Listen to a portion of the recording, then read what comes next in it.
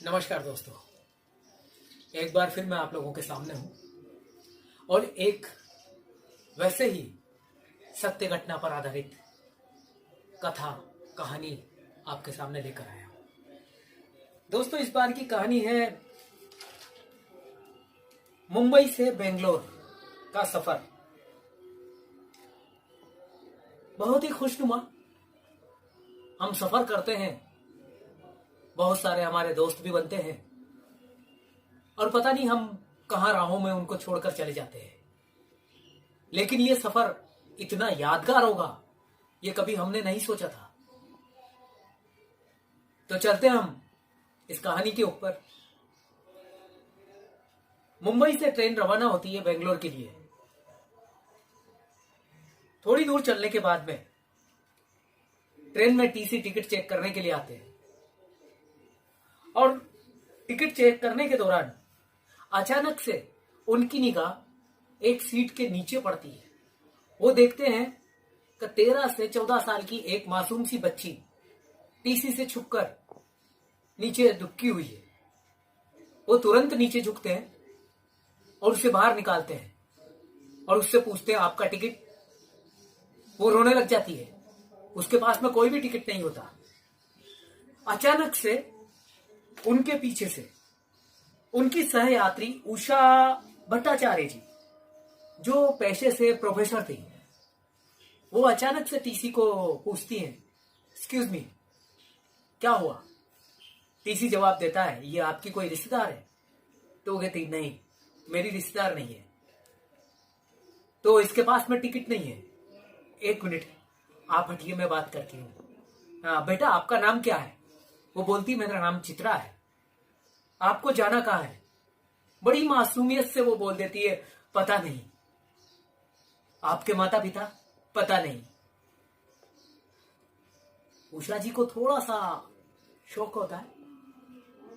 वो अचानक से टीसी से बोलती हैं कि इसका टिकट भी आप काट दीजिए, पेमेंट मैं करती हूं।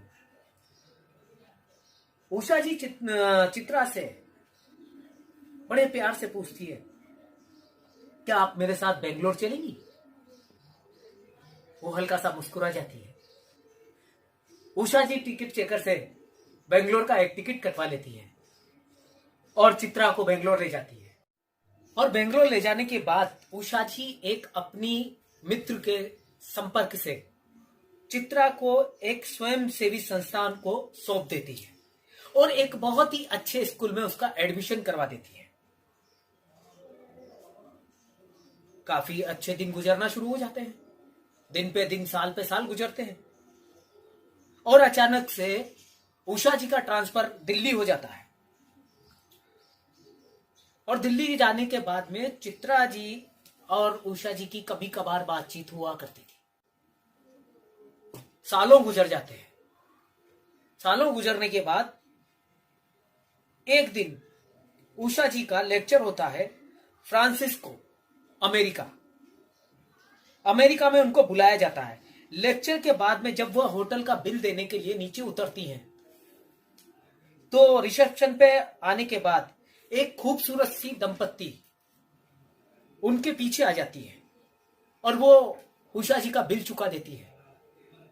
उषा जी एकदम उनसे पूछती हैं, आपने मेरा बिल क्यों चुकाया? उन्हें पूछती है, तुमने मेरा बिल क्यों चुकाया? तो वो सुंदर सी मैम बोलती है, ये मुंबई से बेंगलोर के टिकट के सामने कुछ भी नहीं है मैम। उषा जी एकदम से चौंक जाती है, अरे चित्रा, तुम?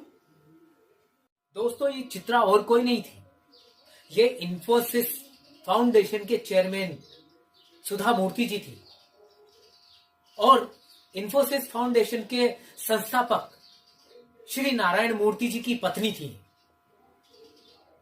और ये लघु कथा उन्हीं की लिखी पुस्तक the day I stopped drinking milk से ली गई है। कभी कभी आपके द्वारा की गई सहायता दोस्तों किसी का जीवन भी बदल सकती है। यदि जीवन में कुछ कमाना है तो पुण्य अर्जित कीजिए, क्योंकि यही वो मार्ग है जो आपको स्वर्ग तक ले जा सकता है। नमस्कार।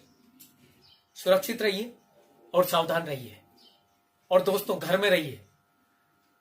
कोरोना जैसी बीमारी से बचने के लिए हम सब लोगों का साथ और प्रधानमंत्री जी की बात का मनन करना होगा। जय हिंदुस्तान, जय भारत।